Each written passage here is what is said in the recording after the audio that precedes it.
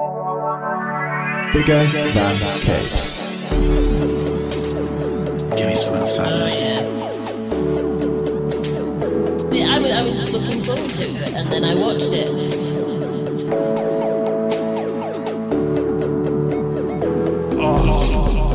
Right.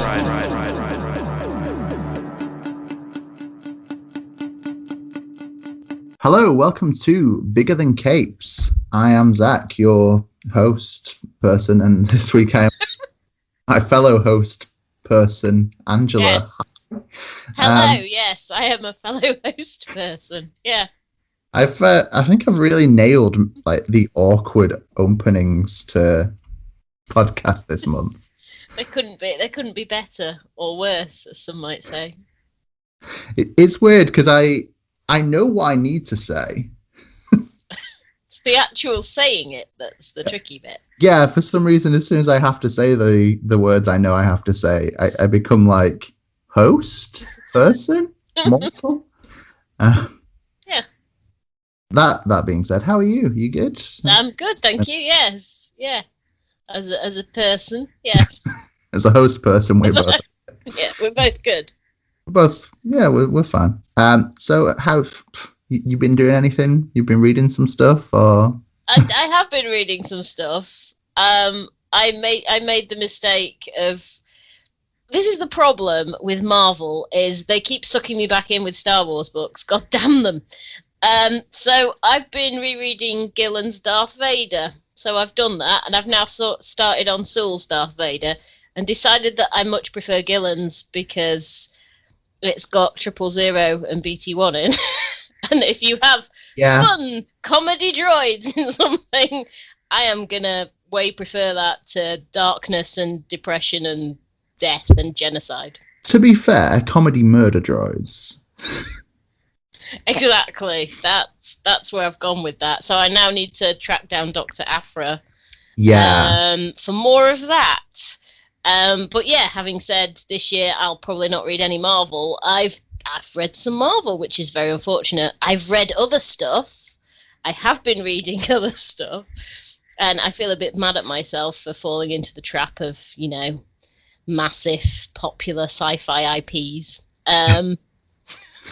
But no, so yeah, no, I've been reading some indie books. I've read Scouts Honor 2, which was excellent, that we discussed in the round table. Yeah. I'm very much looking forward to the second issue. I've not read it yet, and I think I'm very much the same. I've been keeping up on previous things we've discussed, Homesick Pilots, and Crossover, which is also very good. There's another issue of that coming out soon, I imagine. Yes, I would think so. I can't remember. All I know is they come out once a month. Yeah. But I can't remember where. Point. But no, it's been nice to keep up with some of the ones that we've enjoyed from the roundtable discussion stuff, because definitely, and I think it'd be nice to do a kind of catch up when the full first trade of stuff is out, so I could do a bigger dive into Scouts Honor and Crossover and Homesick Pilots. Yes. For those people who missed the first, over the top bit of enthusiasm. The classic. Yeah, we'll do a reprise, a sequel, I guess. Sequel. Is that how podcasts work? Can we do sequels? Is that? I'm sure that's how it works. I haven't been drawn back into Marvel. I'm proud of myself, but Gillen's Vader is very good, isn't it? Yeah. And he's so over the top. There's things built into it, like the idea that he just goes back to Tatooine every now and again to just beat on sand people and yes, just wail on some Tusken Raiders, and he throws a lightsaber at an X-wing at one point, which is, I think, will always stick with me as there wasn't enough of this in the films. No, it's much better than sort of the tortured Soul Vader, who's just there's darkness and genocide and all of that, and having nightmares about burning up on Mustafa, and I just prefer Gillen's slightly OTT random Darth Vader. Just, Yeah, like you say, he goes out, he kills some sand people, just, as a regular thing to clear his mind.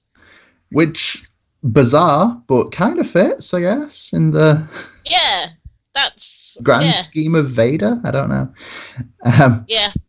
But there's definitely some good Star Wars tie-ins and some okay Star Wars tie-ins as well, I think, is the... and some that just rip your heart out and stamp all over it. Thank you, Lando, for that. Yeah. The Lando... The first Lando book, which was also Charles Soule, I think? Yes, it was, yes. Yeah. It is a good, sad read, and... It's just not what you expect. You said Lando Calrissian, galactic hijinks. And it's so not. Not what you get at all. No, it's emotionally traumatic. But quite good. I mean, it's good trauma. A tough balance, yeah. Don't get me wrong, it's really good trauma. But 5-star trauma. But it's just not what you expect from that sort of a book. Yeah, I agree. I can't think what else. I quite like the Phasma tie-in that I feel was undermined by how brief Phasma actually existed in the films. There's an entire Phasma novel as well. Ooh, I've not read that. There is. It's been. I've seen it at work. I've not read it. But yeah, there is an entire Phasma novel, which just fascinates me, considering how little screen time she got. I feel like that's the thing, isn't it? There's characters people have like an incredible love for in Star Wars that have so little screen time. I know there's a lot of Boba Fett fans, apparently. Yeah. I was always a big Lando guy. I guess I still am. Yeah.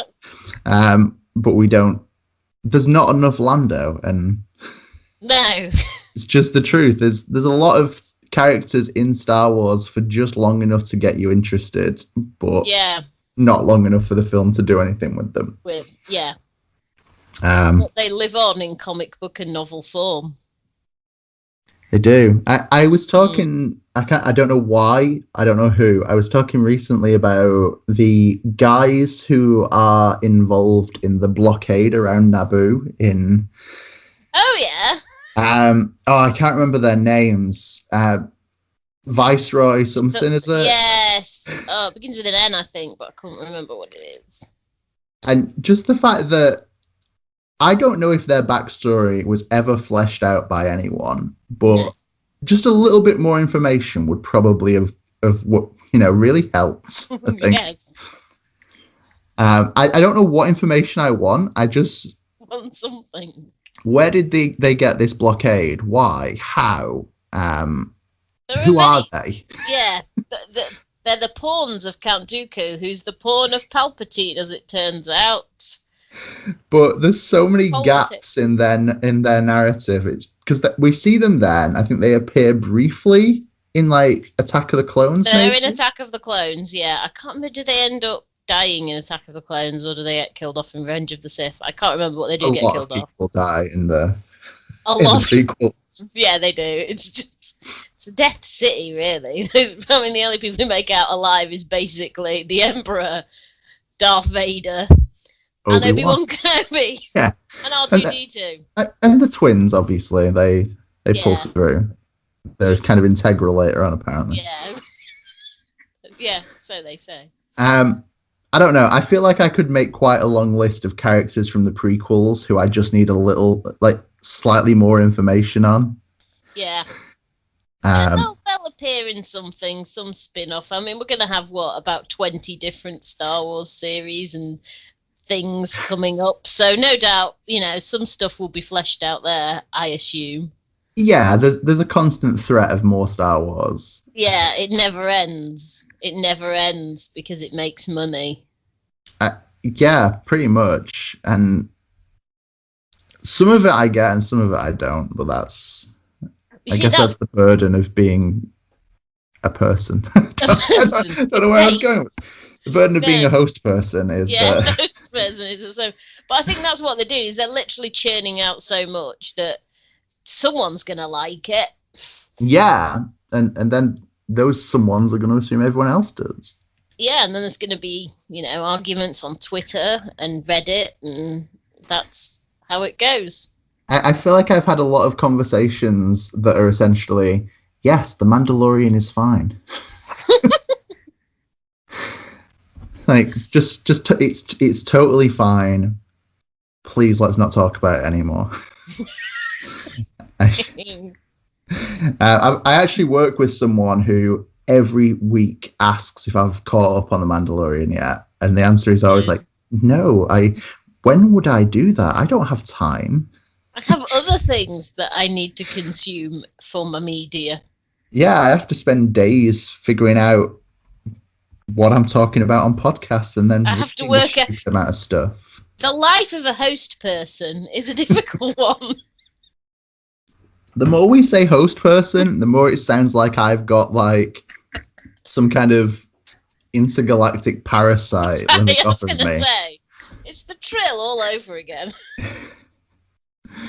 Oh man, it's So from one host person to another. Yes. I don't know where to go. From one host person to another, let's talk about our sponsor. Yeah. Yes. Yeah. Segue? Question mark? Segue. Yeah. So every podcast has hosts and host persons, and it also has a sponsor, and our sponsor is Travelling Man. This is true, and they are based in Manchester, Leeds, Newcastle, and York, and they do comics and stuff. Comics, other geek interest related items. That's the vaguest. Like, board games, comics, other such things, Funko Pop things. What are they called? Funko Pops. Funko Pops. Making it more complicated, but they have all of those. I often wonder, now that people aren't in stores making impulse buys, how well do you think the Funko market's doing right now? I mean, I'll be honest, I've ended up buying a couple on eBay, so... Who have you become? In my defense, it's droids, so I figure I'm okay with that. I have to ask, which droids? I've got Chopper from Star Wars Rebels. I have several Choppers now, which is slightly disturbing. And K2SO, and I have a lot of K2SOs as well.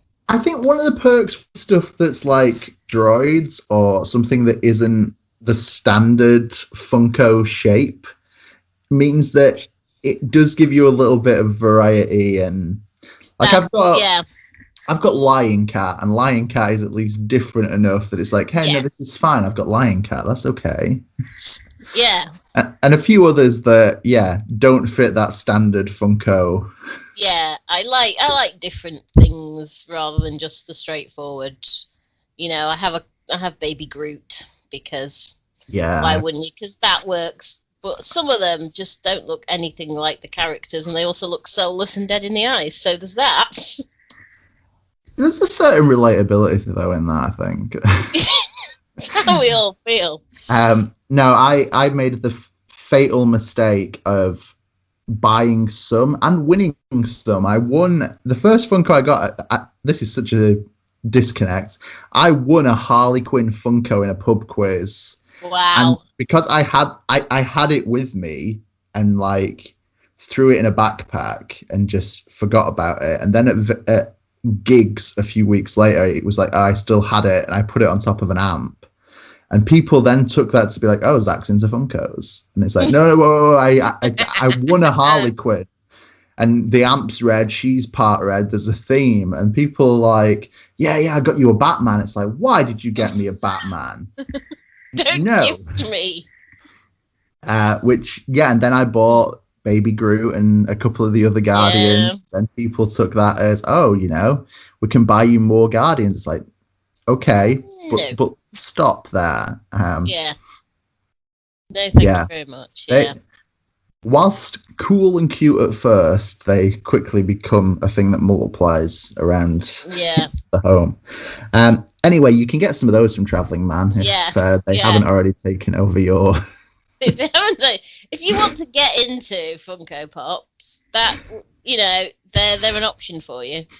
And, they're a gateway drug into other vinyl statues, I'm sure.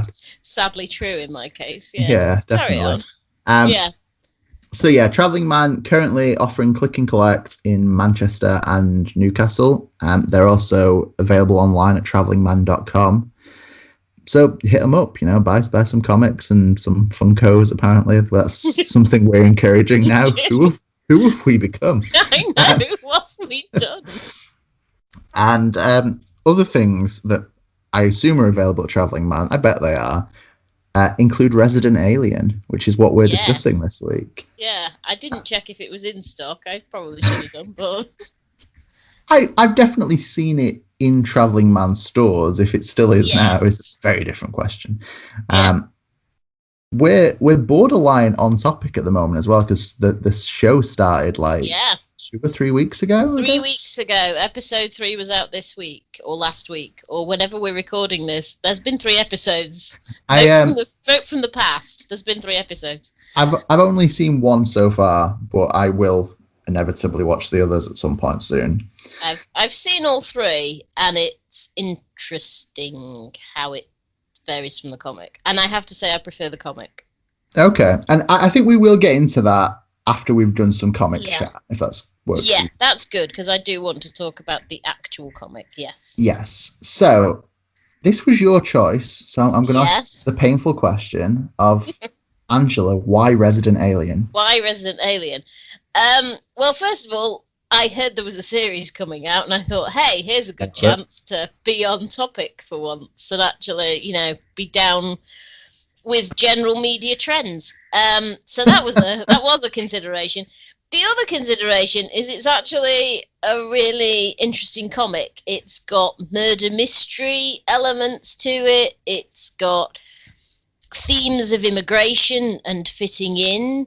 It has some problematic elements that I'm sure we'll mention later on with regards to its portrayal of Native Americans, but we'll gloss over that for now.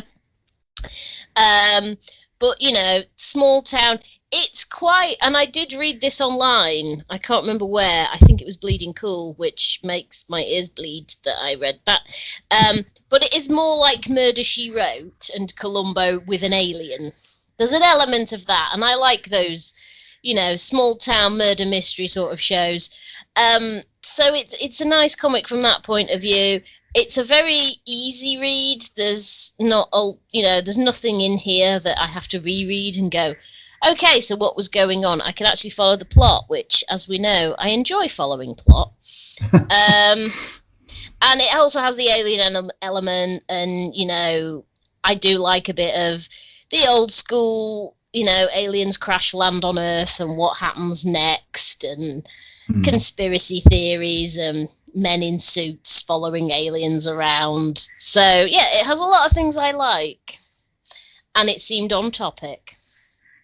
And I cannot argue with that. This is largely true, I think. Look at us being up to date on something for once, not just... I mean, this wasn't... It started in 2011, so we are maintaining the slightly... not quite terribly recent trends. We're up to date in one sense, but out of date in another. Yeah, how we roll. So, Resident Alien is written by Peter Hogan, who I think the only other things I've read from him are like Sandman tie-in books. So stuff like The Dreaming and and Sandman Presents, and those books that, whilst quite easy to get, nobody who read Sandman wanted or cared about except me. I very much, this is a whole tangent, but hey, that's who we are. That's what we do. I very much found that when I finished Sandman, much like Star Wars in a way, there were so many characters that I wanted just a little bit more about, and I got that to a degree in Sandman Presents and The Dreaming, and the guys from Fables did a lot of it, and Peter Hogan did some of it as well. So it was weird to me that those series never really hit home with anyone, and yet the Sandman universe relaunch a couple of years ago apparently was just what people who liked Sandman wanted. It's like, well, where were you for the last 20 years? Yeah, where were you to support the spin-off? Where were you when Thessaly Witch for Hire was all the rage? And that, is it Merv Pumpkinhead, Agent of Dreaming or Agent of Dream, and it's DREAM? Yeah. Where was the audience then? Incidentally, I also think Steve Parkhouse, who's the artist, colorer, and letterer. Yeah, he does all of it basically. Yeah, doing all the work. Also did some time on The Dreaming. Did he do all of it then? Did he do the colouring art and lettering then, or was that in the days when he could just concentrate on one particular? When he could take a break. Yeah. Incidentally, it does look like somebody else coloured it back then. Ooh. And perhaps upsettingly, it appears letterists might not be credited on Comixology. If I just invented the word letterist as well. Yeah, but I feel like it makes more sense than letterer. Letterer. See, when you say letterer, because letter already ends in ER, and you're just adding another ER, it's letterer.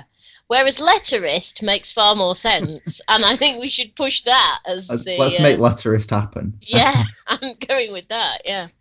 Interesting, isn't it? I'd never realised that they don't tell you who the letter is on Comixology, so you can't see that that lettering person's other work, which I think would be a really interesting thing to see how much letterers do and colorists do versus artists and writers. I mean, we've talked about lettering before. It's one of our things. That's who we've become now. Yeah, we are we champion letterers. And I will say about the lettering in this, it's kind of interesting because it's a bit retro. We'll get into the whole retro feel. But I would sometimes I think, well, they've lettered that in a really interesting way. What else have they done? I would like to compare it with their other lettering. And Comixology doesn't let me do that. It's just not designed for people like us who actually care about all aspects of the creative team, including the poor souls just doing the lettering. And I think, we need a campaign to big up the letterers. Yeah, I mean, more praise for lettering in comics. That's what the world needs. That's what it wants, yeah. And that is worth mentioning. So both of us have read you've read all of Resident Alien because you've gone too far. Yes, I've got, as usual, I have gone too far. I've literally read every bit of Resident Alien published up to time of recording. There is another issue of Resident Alien Your Rides here, which is basically volume 6. Yeah. That is due out this month, which I shall read. But as of now, I've read literally everything. I binge read. I couldn't stop. But by comparison, I've read the first 3 trades, which are currently collected in an omnibus. You can get it on Comixology, as we both have. Yeah. You can also get it from Dark Horse as a big old paperback, which I assume is about 400 pages, which seems pretty serious for a paperback comic. Yeah, it's more of a doorstop kind of a thing. Yeah, I was surprised. I expected it to be like a hardback omnibus, not an industrial-sized paperback. I really hope that they do when they finish it, because I think there are hints that Volume 6 might be the last one, but who knows? Maybe it's Volume 7 or Volume 8. I can't remember what Peter Hogan has said about that. But it would be nice if they collected it all in a nice big hardback at some point. Yeah, I think those Dark Horse library editions we get with, let's be honest, Hellboy and also Black Hammer. I think it would be nice to see that kind of treatment for this. It would be nice to have a physical copy. But anyway, enough about formats we want this book in. Let's get on with the business. So in a nutshell, Yeah. this is going to be weird. Resident Alien is the story of an alien stranded on Earth, Yeah. waiting to get picked up, who decides to assume a human identity and basically live on the outskirts of a small town in North America. Yep. Basically fishing and waiting. Basically, yeah. He came to Earth. He crash landed on Earth. He came to Earth originally to destroy a probe that had been sent. Yeah. And had also crash landed. I mean, you think that the aliens would therefore have been prepared, but apparently not.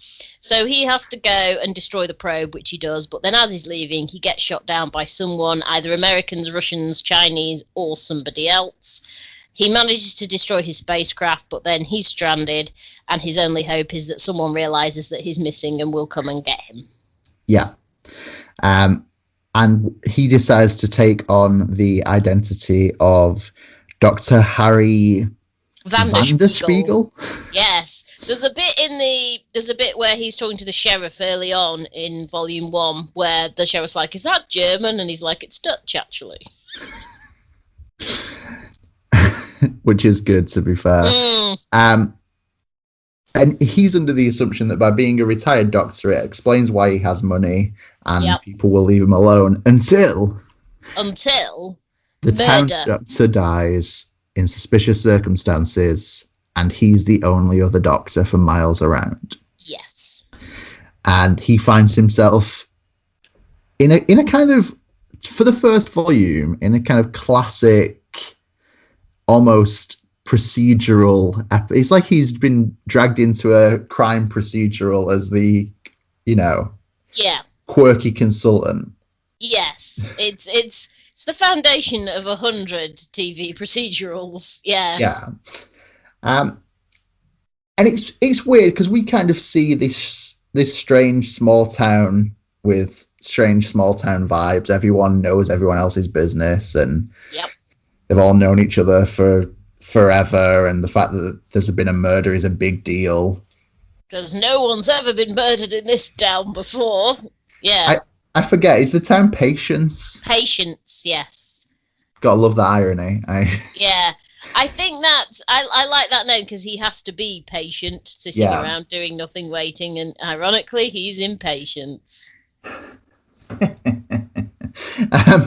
And whilst, so I don't know where to approach this book from. It's many things. It is many things, and whilst it is quite a small cast of characters to begin with, I think it is an interesting mix. Yeah. I think in a rare thing for comics, we see a predominantly quite old cast of characters. Yeah. I mean, I think there is the little child character Honey who crops up later on, who's like 8 or 9 or 10. I can't remember how old she is. She's small, but all the other characters, they're all grown adults. Several of them are grandparents. Yeah. Or they have grown-up kids, or they have older kids. The only other young character, you've got Asta the nurse. I mean, the other nurses are old, like Maggie, who's one of the other nurses, is, she's middle-aged, if not a bit older. And then you have the temporary doctor who comes in much later on, who's Ethan, who's young. Yeah, that's true. But all the rest of them are predominantly sort of older characters, and there's an entire, even the murdered doctor's an older guy, and all of that, the other murder, spoiler alert, there's other murders. Celebrate that, serial killer people. They're older characters as well. So yeah, because a lot of the time with these sorts of things, it's teenagers in a small town and they discover something unusual and aliens and the like, and that is not the case here. Here, most of the characters are mature adults just doing their daily business in the town like they always have. Pretty much, yeah. And I guess it's interesting to see something that's framed where it is focused on the older generation of characters in this town. So by having the mayor, who I would guess is in his 50s, And yeah, Bert. He's got white hair and spectacular sideburns. yes, so he's definitely old. He's definitely old. And then we've got Doc Hodges, who is dead, but he's clearly older. Yeah. We've got the sheriff, who we now know is called Mike. Yeah. Who again is older. We've got Harry himself, who's at least pretending to be old enough to have retired. Yeah, the thing is we only ever see Harry as a purple-headed alien. Now, other people see him as see him as a human, but we don't see their perspective of what Harry looks like. We're only ever seeing Harry as he truly is. Yeah, which is a really cool stylistic choice, I think. I think showing that Harry is an alien all the time kind of serves as a constant reminder that he's an alien. Yes, there's no doubting. No doubting. You know, but also gives us this... It's an interesting contrast because it almost serves to make him more human in a way. Yeah. Because then when we see the characteristics of Harry, it's that he is an alien, but he is so human in everything. He's into crime novels and he's weird and disconnected, but he likes fishing and crime novels and other stuff, I guess. Hanging out at the diner. Later on, he starts to hang out in the diner. Yeah. And he goes to barbecues and bowling and, those kinds of things. But when he first starts, he's like a little bookworm who likes fishing and doesn't want to be disturbed. And I think we can all relate to that. I mean, I've never been fishing, but everything else, yeah. No, I've never been fishing either. But I think it does work. I think seeing Harry the alien consistently is a cool choice, and it doesn't give us this flicking between identities, and it means that so he talks about 1 in a million people can see through his psychic projection. So I think it does mean that when someone can tell he's an alien, it's more interesting. Yeah. Because by that point, you've already accepted that, oh, yeah, he's an alien. He's purple, yeah. And it also works for him to be the point of view character because you're always seeing the true what Harry is. Whereas I think if we saw him as a human being some of the time, we'd lose that closeness of his perspective because there wouldn't be anything to distinguish him particularly. He'd just be a guy. Yes, this is true. But I do really like this as a comic. I think there's some good suspense in it with things like Asta consults him with a shotgun. Consults him with a shotgun? Sorry. Him with a shotgun, yeah. She's a shotgun consultant. She confronts him with a shotgun, and that's I assume that's where the end of the issue would be. Yeah. If this was in singles. And there's this whole tone where it's like she thinks he's up to no good, but it's just that she can't see who he is. So she's... Yeah. She just sees him as blurry. Yeah. Whereas it's interesting that she is, I guess, his closest friend throughout the series. I mean, okay, there's Bert and there's Mike and there's... The sheriff. Sheriff Mike the sheriff. Mike. So there are definitely people who are close to him, but Asta is the one who I guess is most aware that something isn't right, which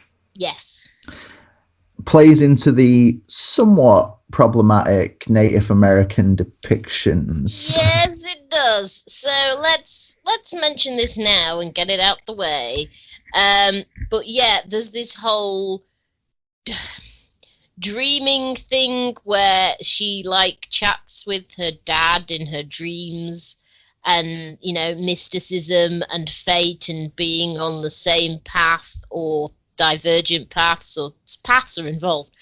I remember that.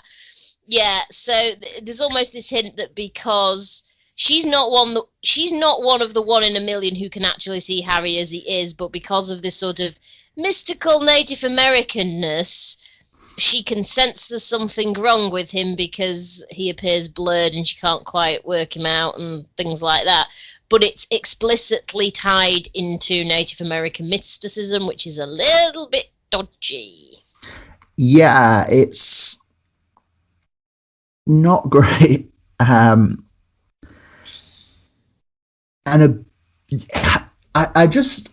feel like there were ways to do that didn't have to tie into kind of Native American cliches. Yes, because it is very cliched, isn't it?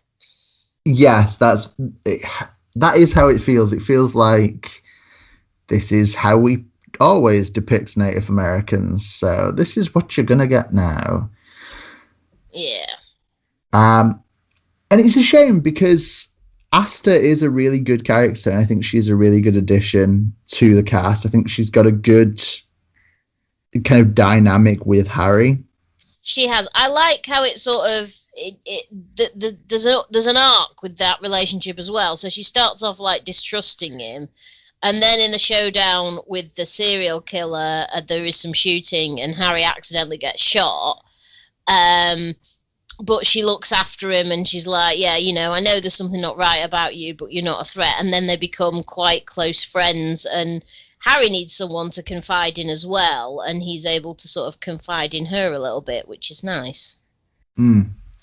I agree. And I think, yeah, despite there being some problematic Native American cliches worked in, aside from that, it is a well done relationship and a well written friendship between them. Yeah, it is. Which I think we see play out quite well across these first 3 volumes, and we do see how they grow closer as friends. And I think we actually see a pretty good, authentic kind of friendship between Harry and everyone he meets. I think it does come across quite naturally written. Which I think you can get a lot of comics where it's like, here's this weird outsider character and surprise, everyone's friends now. Cool. So I think that there's a kind of natural progression to it, which feels more smooth than you might get elsewhere. Yeah. It's just, like I say, it's naturally done. It's like, not everyone's not besties immediately. It's like, oh, hey, you're the new doctor. We must go out for coffee sometime and build a friendship.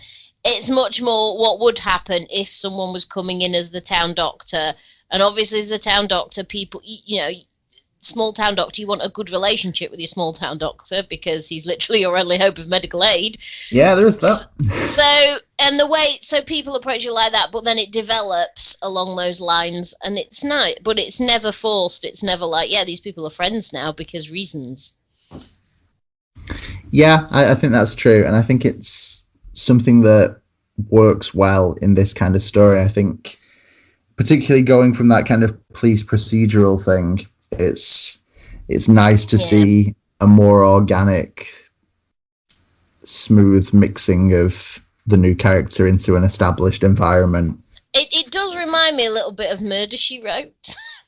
When they have the new sheriff come in after Sheriff Tupper's, you know, Tom Bosley leaves for reasons, and then they have a new sheriff come in, and obviously there's always been that relationship between Jessica Fletcher and Seth the Doctor and the sheriff, and the new sheriff comes in and they're a bit abrasive at first, but then they build a nice little relationship, and it reminded me of that, for better or for worse. Yeah, I can see that.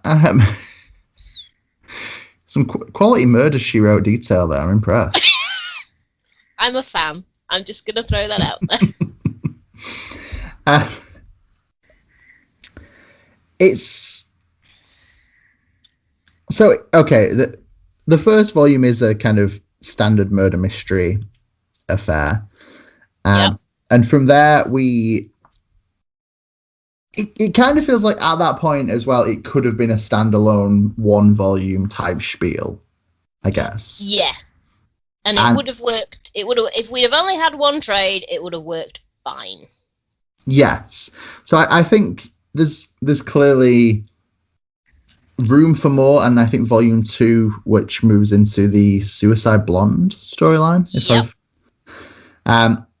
in which a teenage girl turns up dead she's a teenage girl, right? She's older. I think she's young, but yeah, she's probably like late teens. I think she's not. I don't know if her age is ever mentioned. No, possibly not. But she's young. We'll go with young. Yeah, she's not old. And she turns up in a motel room on the edge of town. Yep. Recently deceased, and it's ruled to be a suicide, but is there more to it? And probably. Which serves as a good vehicle to kind of give more detail on the town, the people, and some of the people that we've seen so far, and to give us more about them. It also gives us a chance to see Harry travel to Seattle, Washington State at least. Yeah, it is. Which it's interesting because we've only really seen him in the small town scenario, so seeing him and Asta elsewhere does serve as a different kind of background to work in, I guess, and also ties in more with the we haven't mentioned this yet. Throughout the first volume and all of the book, we're getting these flashbacks to how Harry came to Earth and the backstory of how he got to the town of Patience, how he destroyed his ship, stole some cash and some supplies from a mall, but then he paid them all back for the supplies. Yes, which is where the problems start. And that was foolish, Harry. In doing the right thing, you drew the attention of some governmental men in suits. Yeah, I guess the whole point is that they have this generic Men in Black FBI vibe who are investigating him. The trail goes away. Cold. The trail goes cold. Not away and not dry. It goes cold. Yeah, still there. It's just cold. And then he pays everybody back, which is a rookie mistake, and gets the FBI right back onto you. Which it's interesting to have these like 3 plots side by side. So we're getting the sporadic flashbacks to what came before. We're seeing the current timeline, and then we're also seeing the FBI kind of trying to track him down, which going to Seattle obviously is part of the problem. What I did like was like the FBI at first were like, oh, it's just a guy in an alien mask. Yeah. They don't actually immediately. I love that they don't immediately jump to, oh my god, this is an alien. We must go and hunt it down and cover this up and do whatever we do, alien conspiracies and all that. They're actually like, nah, this is a hoax. This is just a guy in an alien mask. And then as the evidence builds up, they're like, oh, it's not a guy in it. It's an actual alien. Oh, god damn it. So, yeah, I like that there's just that disbelief at first. Like, nah, not an alien. And then, okay, is an alien. We must track it.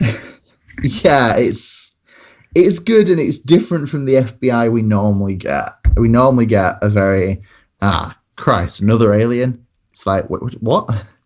But I think we get less of an X-Files and more of a non-X-Files type FBI here. Yeah. And it makes for a lot of potential. I think the idea that an alien could crash and no one would notice is obviously not the way it would go. And I think whilst it's not immediately highlighted that like the FBI are on his trail, it's a nice addition later on in volume 1, I think. It's hard to say with an omnibus, isn't it? Yeah, it's one of the first 3 volumes. I think it's introduced late on in volume 1, because earlier on we see 3 years ago and things like that, and how he crashed on Earth and him walking across the desert in a spacesuit. We see him having a conversation with his fiance, back in space. Back in space isn't helpful. Back in space, back on his home planet. Yeah, he did have a. He had a. She was clearly they were in a serious relationship, but if they wanted the relationship to continue, because going to Earth would mean that he was going to have to go in stasis, she would also have to go in stasis. Otherwise, by the time he got to Earth, she'd have died.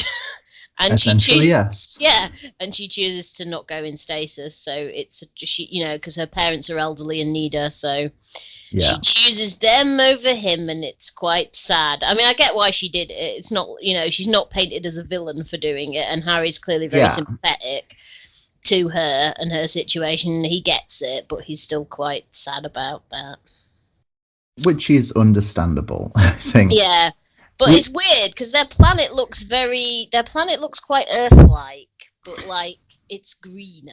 Yeah, I think there's a lot of like turquoises and greens and teals and purples, and the colouring for those pages of their planet is really good. I mean, to be fair, the colouring is good throughout. So I think I've got a lot of time for Steve Parkhouse's colouring, arting, lettering combo. Yeah. Which I've got to say, and obviously this then ties into knowing that he did do some of the dreaming. His overall style, I think, is very like 90s Vertigo comics. But I think overall the book is very 90s Vertigo feeling. It is. Because I think we were both surprised when we're like, oh, this was like published in 2011. It feels like it was published 15 years before that. Which is fine. Yeah, it's not a bad thing. No, it's distinctive, because what I like is in 2011 we were trying to forget the 90s in many ways. And I think if we look back on it, some of the most celebrated comics of the 90s are definitely from Vertigo. Yeah. Especially, like we've said, stuff like Sandman and Sandman spin-offs, Swamp Thing. Yeah. That was still an ongoing, despite no one caring. There was a lot of good books from Vertigo in the 90s that would ultimately stand apart from DC and pave the way for things like Fables and Why the Last Man and all the books we saw in the, I was going to say early thousands, but just the thousands. The thousands. Most of these things ran for like 5 years longer. Many years, yeah. Which is, I guess that's what brings us Resident Alien. It's guys that worked on Vertigo books who then, it was a successful place to be. So it makes sense that the books kind of keep this Vertigo vibe. And it is a nice vibe, because there's nothing else in 2011 that's like that, because it's retro now, and it stands out for that. It's like, oh, actually this marries the some of the good stuff of 2011 with the good stuff of the 90s.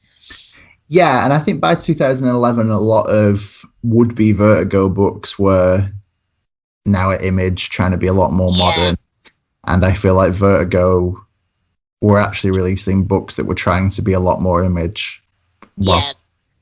Dark Horse was a bit of a dark horse, you might say. A bit of a, Yes. That's me for this week. Got the wordplay in there. I can go home.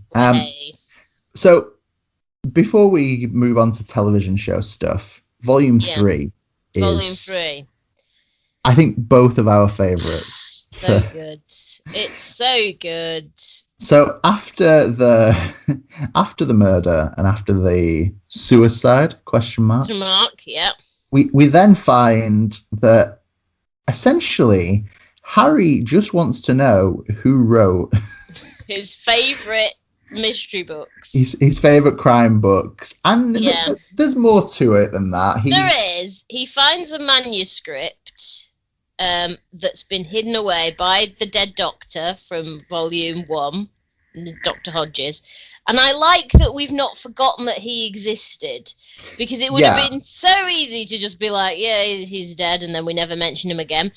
But no, we actually have proper callbacks to him, particularly in this volume. He finds this hidden manuscript, and it's by this mystery author that Harry really loves to read. But it seems like this weird autobiographical story, and he's just intrigued by it, about a murder. And he's like, did this really happen? Who might have done it? Who is this author?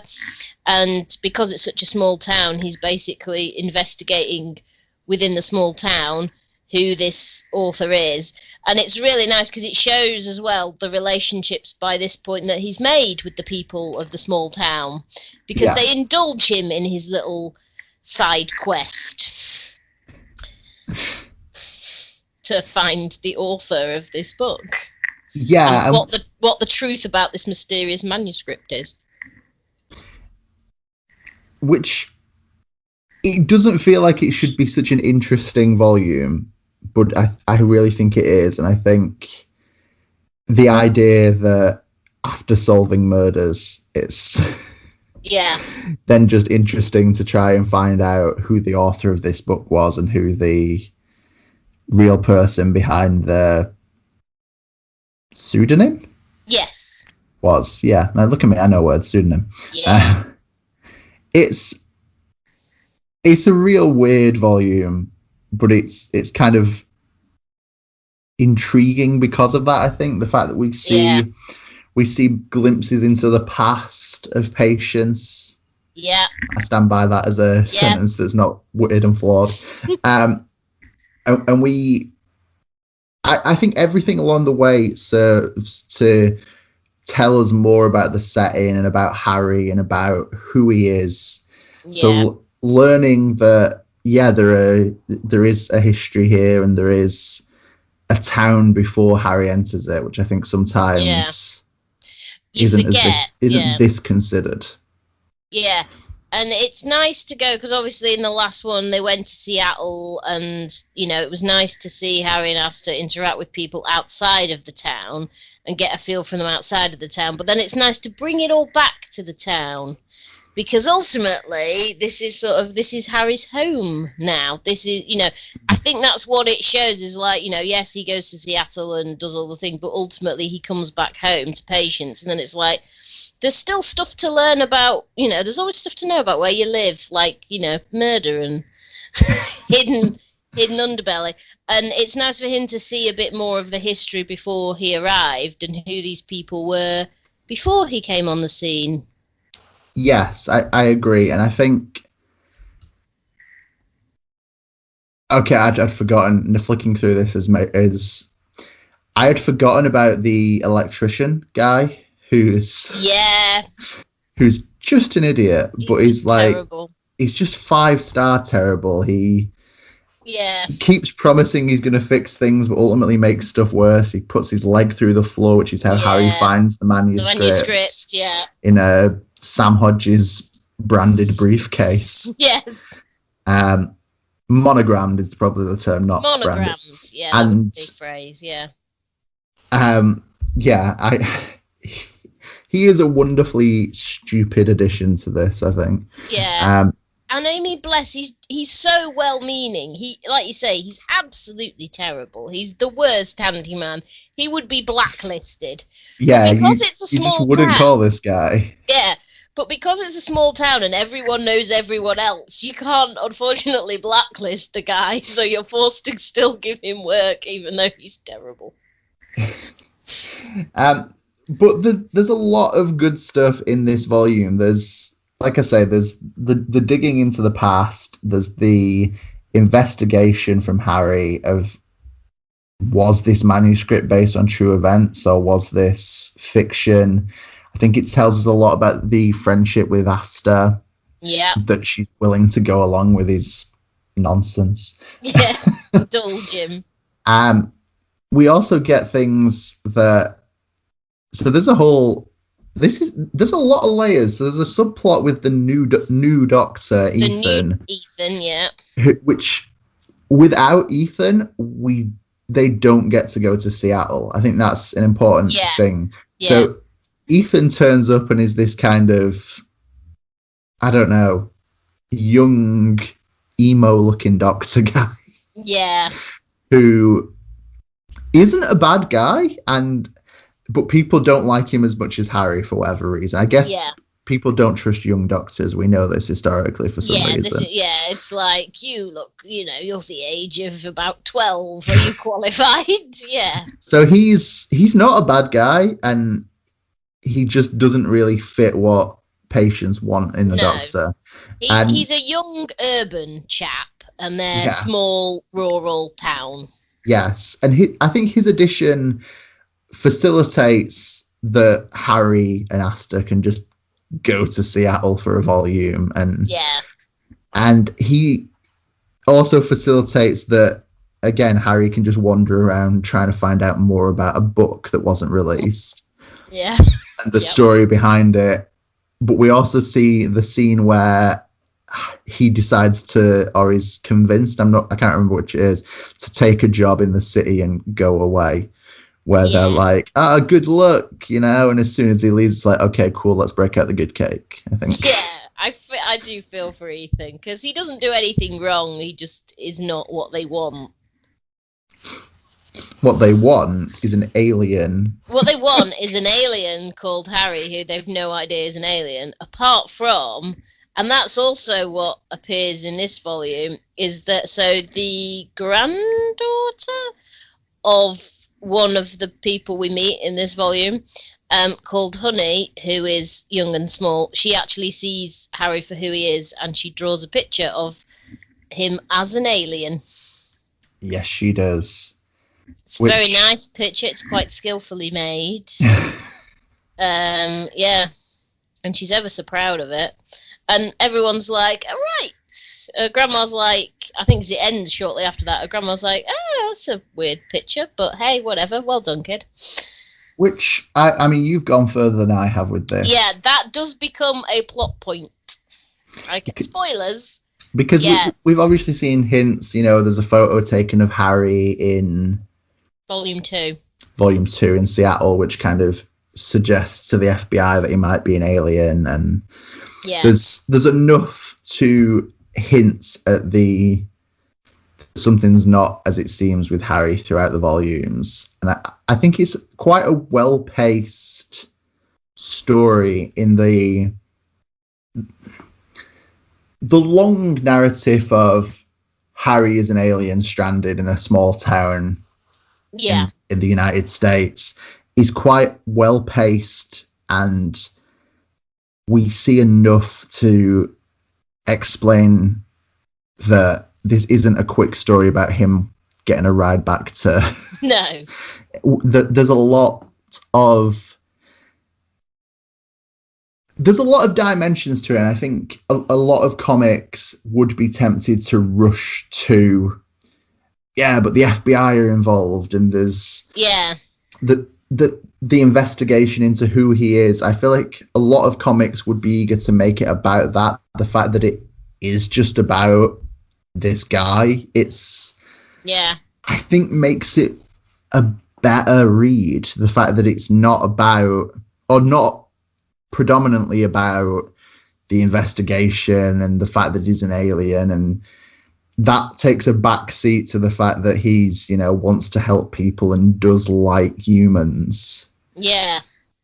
Because you could imagine in another book, like the end of even like the first or second issue, the FBI would immediately be on his trail, and they'd be like searching for him, and they'd be there, and that and the end of the first volume, they'd probably capture him or something. But here, they're only just really, by the end of volume 3, they're only just picking up the clues to even trace where he might be, because they have the picture of Asta wearing her very distinctive jacket. So you got to get rid of the jacket. Yeah, it's spoiler alert, that kind of might happen in the next volume.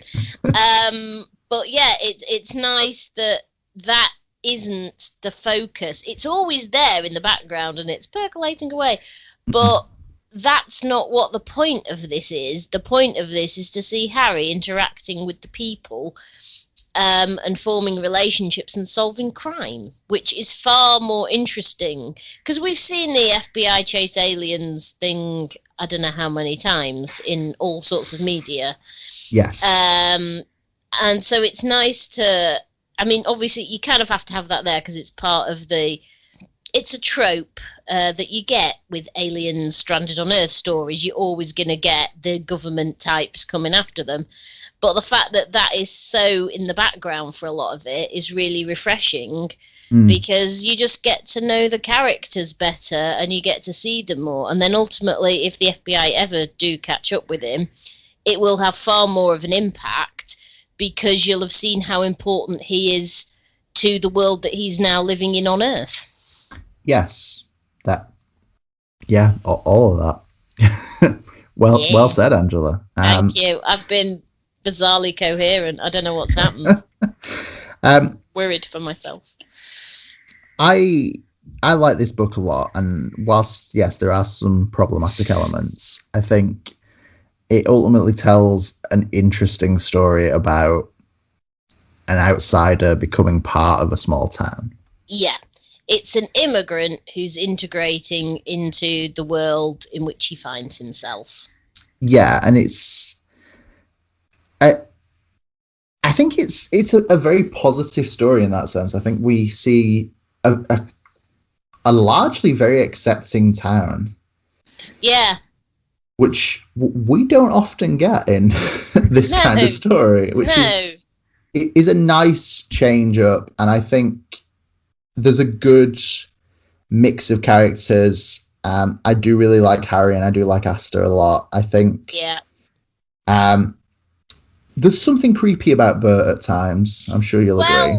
I mean, Bert is suspected of being involved in the suicide ? Of that young lady, because they have been they did hang out in a bar, and he probably is old enough to be her father at the very least. So Bert is a little bit creepy. Mike the sheriff seems okay.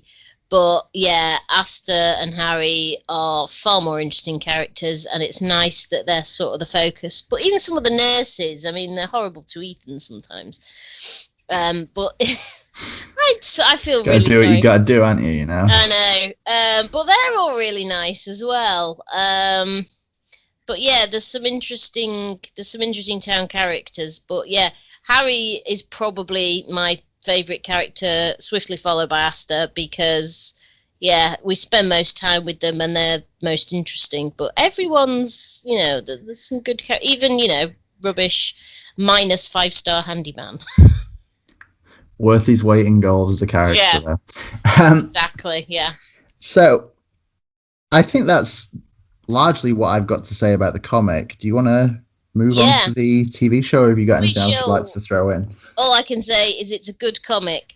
Volumes 4 and 5 are different. He ends up in New York City in volume 5, I think, which really expands the world out a great deal and expands aliens out a great deal and kind of takes it in a different direction and is both good and also I don't like it in some respects, because I think this book is at its strongest when it's focusing in on the little things, the relationships between people in a small town.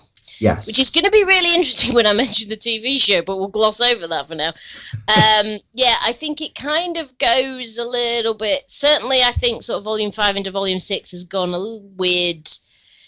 It's gone a direction that I get why it's completely logical it's gone in that direction, but I'm not 100% on board the same way I am with these first volumes. Yeah, okay, I think that's fair. Spoilers. I think at some point I will definitely carry on with this. I was originally going to hold off for a second omnibus, but that's going to be like in the distant future, and yeah, I mean are we 3 issues into volume 6 now? So yeah, so that's going to have to finish. Then we're going to have to get volume 6, and I'm going to have to get the. Yeah, I'm just going to buy then the there's gonna have trade. to be a tray, yeah. Yeah, but it's definitely something I want to carry on with. I do need to know how this turns out, I think. Yeah, that's why I binge read it, because I literally couldn't stop. I was like, I need more. I need to know what happens to Harry. Is he okay? It happens to the best of us, Angela. It's okay. Yeah, it's fine. Yeah. First step is admitting you have a problem. I have many problems, but this is one of them, yeah. So, to move on to the TV series, which started 3 weeks ago at the time of recording. Yes, at time of recording, yeah. Most notably starring Alan Tudyk of fame. He was in Firefly that time. And am I right in saying he's in A Knight's Tale? He's in A Knight's Tale. He was in A Knight's Tale with very ginger hair. A Knight's Tale is an unappreciated gem of a film. It's a brilliant film, and more people should see it. It might be Paul Bettany's favorite. No, for me, it might be Paul Bettany's best work. It absolutely is. He's and fabulous. He's not in it that much, but he's gold whenever he's on the screen. He's so worth it. Yeah. Yeah. And Alan Tudyk was also in. He was Mr. Nobody in Doom Patrol. He did that. Yes. But he was in Dollhouse. He was Alpha in Doll's House. He's been in so many things, but he was in Death at a Funeral, which is one of my favourite other films. And he was also, to bring it back to droids, because that's been a theme. Oh yeah, of course. Yeah, he was K2SO in Rogue One. Yes, so there you go. He can really do anything as long as it involves him, either not being on screen or being weird. No, yeah. he is a good actor, and I get the casting for him as Harry, although I'm not so keen on that Harry. I mean, don't get me wrong, he's doing really good stuff with it, and he is the best thing about that show. And Harry is still the best thing about the show.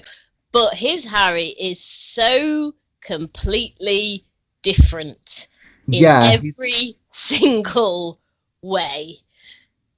Yes. Yeah. In the comic, there's an entire sequence, and I think it is volume 2, where it shows that he went to the library and he started off with the ABC books, and then he graduated onto Grey's Anatomy, and then he graduated onto developmental psychology, and then he ended up reading Raymond Chandler. As you do.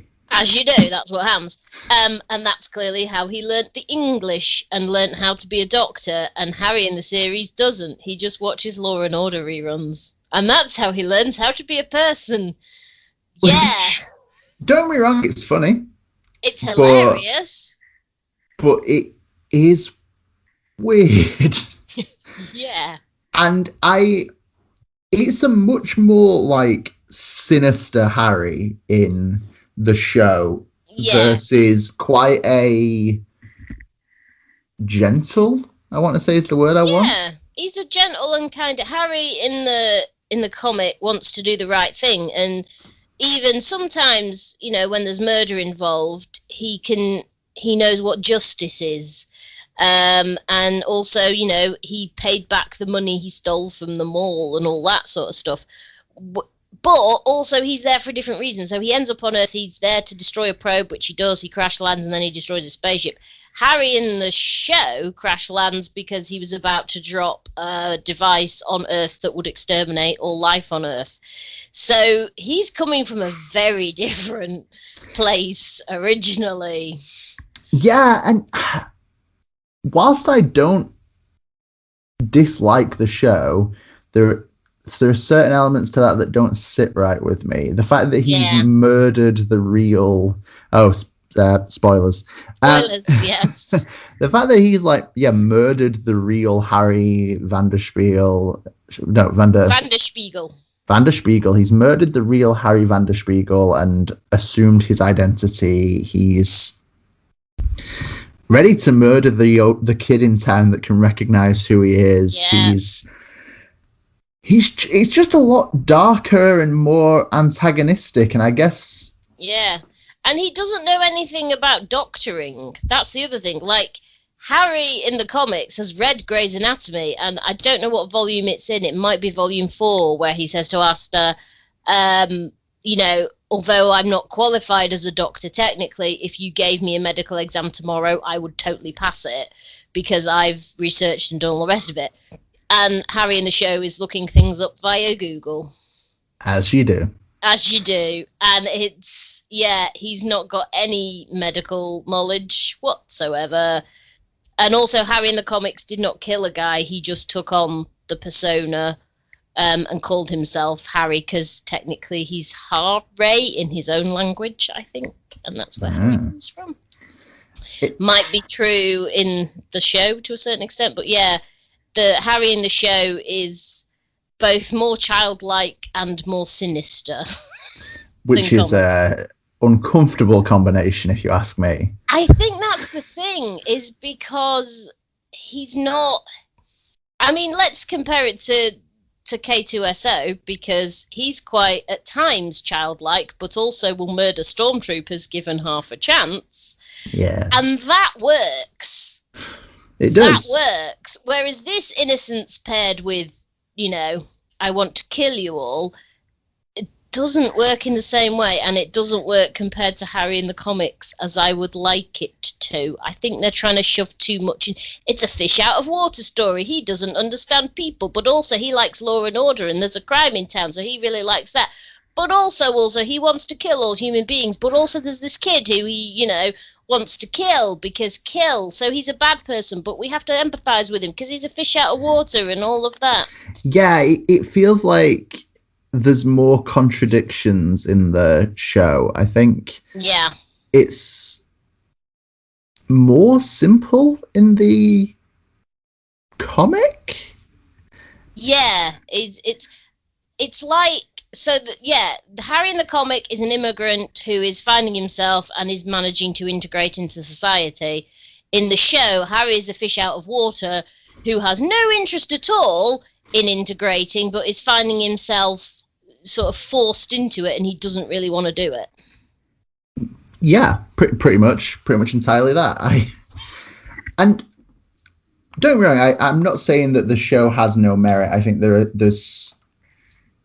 Okay, you've seen more than me. I've so that seen might 3 be an episodes, and I've also, having seen 3 episodes, I subjected my mother to it. Having a good time, is she, or? She's enjoying it. She likes crime procedurals, so I figured I could sell it to her on that. What's interesting is the murder of the doctor. By episode 3, it's mentioned, but it's like not a thing that's being investigated, which is saddening me. I thought that was going to be like the main hook, like is it the end of episode 1? They're at the funeral. Yeah, and he like, cracks open the coffin. People, yeah, and then and sniffs the guy, and then he's like, "Yep, one of these people murdered him." And you think, great, so that's a hook that we're going to revisit. But in the second episode, he's focused on killing the little boy who can see him as he is. The third episode, we have the body of Harry, the original Harry, is a problem, and he has to, you know, find things like that. But the murder of the Doctor's pretty much forgotten. In favour of also, and there's 2 aspects to the show that don't always sit nicely together, which is you've got this hilarity of Harry, and it is very funny, and it is amusing, and I do enjoy all the scenes that Harry's in. I'm interested in. But sat alongside that, you've got like classic small town melodrama with alcoholic relatives and people that have left and abandoned you, and teenage pregnancy and abusive husbands and all of this. And it doesn't quite I have to say, because I've watched each episode twice. And on the second viewing, I know, on the second... That's a lot of dedication for a show you're not sure you're into. I know, it's slightly worrying, isn't it? But it works slightly better on a second viewing, but the first time I've watched every episode, those 2 strands, it's a bit like water and oil rubbing up against each other. It doesn't quite work. And the murder mystery aspect, which I think could be really... Maybe it is. I mean, there's 10 episodes, and we're only on episode 3, so there's chance for the murder mystery to sort of come involved. Yeah. But I'm disappointed that we've not looked at that more. There's been more. Oh yeah, this character is sad that he's dead, and it's like, yeah, great, but I want to know more about the murder, because clearly someone in the town didn't like him because they poisoned him. Yeah, at some point the man was murdered, so yeah. That is a valid point that I hadn't really thought about. Yeah, and it's trying to be a lot of different things, and those things do not always sit comfortably with each other. Well, that was something I was going to bring up, actually. Let me find the thing. You'll know the thing when I find the thing. You'll roll your eyes about the thing. So for the promo poster type thing, I mean, is it a promo poster if it's not real? Virtual. The virtual promo poster reads, Alan Tudyk in the sci-fi murder mystery Dr. Dramedy Earth Needs Now, Resident Alien. Yeah. And I just feel like they slotting a lot of stuff in, because it's like, whoa. I don't know if I see this as a drama or a comedy, let alone a dramedy, which, let's stop using that word, please. Dramedy, yes. I feel, yes, there is comedy in it, and yes, I think it varies between a drama and something more tense at times, almost. Yeah. But I feel like the mere description of the show feels like they've got a lot of angles that they're playing. Yeah. And I don't know if that comes from a place of wanting to do a lot or feeling uncertain about how to adapt this, because I didn't think this was going to be such a strange adaptation. There is very little that's actually adapted per se. The only things that I can see is you've got Harry and you've got Asta and you've got a sheriff called Mike. Yeah. Character-wise, that's literally all you've got. And those three characters are completely different in the show than they are in the comic. And then you've got a murder of the town doctor and the alien is forced to become the town doctor. But that's really where it ends. They have not touched on there is a hint of some people, certainly in episodes 2 and 3, of not men in suits, but mysterious parties who may be hunting Harry. That's hinted at. But at the same time, there's very little of the comic that's made it to the screen whatsoever. And I kind of think that, they didn't know what they were doing to adapt what is a retro feeling comic to a modern TV show without completely mangling it. Which, don't get me wrong, I think we've seen a kind of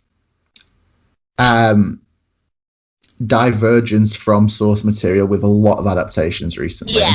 Sometimes I think people nail it. So, iZombie. Yeah. I like the show, I like the comic, but they're not the same thing. Yeah. There is only one. No, sorry, scratch that. There are no characters carried over from the comic to the iZombie TV show. No. None. They, right down to the main character, her name, her job, everything is changed. She is still a zombie. And there are references to it, to the comic made, and whilst I think it is distinctly different, I understand that the comic is a challenge to adapt. It's got mummies, it's got cosmic implications, it's got elder gods. There's a lot to handle that you can't make into a crime procedural style show as iZombie is. Equally, though, I think you look at something like Riverdale. Oh dear God, yes. Yeah, which I don't mind Riverdale. I haven't seen all of it. I've seen the first couple of seasons, but Archie comics to Riverdale is clearly a decision by somebody that there needs to be more threat and it needs to be darker and more sinister, and that you can take the character names and some of the elements of the core, but let's just clear this right now. Archie Andrews would never be having an affair with the art teacher. So true. Jughead Jones would never be a homeless kid whose dad is in a biker gang. And look, Jughead's defining characteristic is hamburger. So I don't, and I think that's one of the things. It's like to take Archie to Riverdale, you have to abandon a lot of Archie comics along the way to make this darker show that's more interesting to a modern audience. And I'm okay with that. I'm okay that people weren't perhaps going to get on board with a kind of odd comedy that doesn't really go anywhere. Archie. And again, nothing against Riverdale and nothing against the Archie comics, because I've enjoyed all I've read of the Archie reboot. Jughead is better. I'm sorry. The truth. Just hitting you with the truth here. You know, Ryan North, Chip Zdarsky, Erica Henderson, Derek Charm. I can keep naming creators, but I'm going to stop. Covered the important ones. Other creators are available. But I think that's a similar thing here. I think Resident Alien as a comic feels quite easy to adapt in quite a straight, comic to screen way. I just don't 100% agree with some of the changes. By which I mean the changes. Changes, because it's all changed. I think that's the thing. I think you could make Harry more sinister, but I don't think that's the crux of his character. I think it's either go with fish out of water, but don't have such weird, sinister overtones. Yeah, with it. And I wonder. I don't wonder. I know that the overarching story of the TV show is going to be that he decides he doesn't want to kill us all, actually, because he feels accepted and he likes humans. I know that's what the story is going to be. Sorry, Sci-Fi Channel. We just spoilers for your show. That's definitely where it's headed. But I think it's more interesting in the comic where Harry is already at that point. He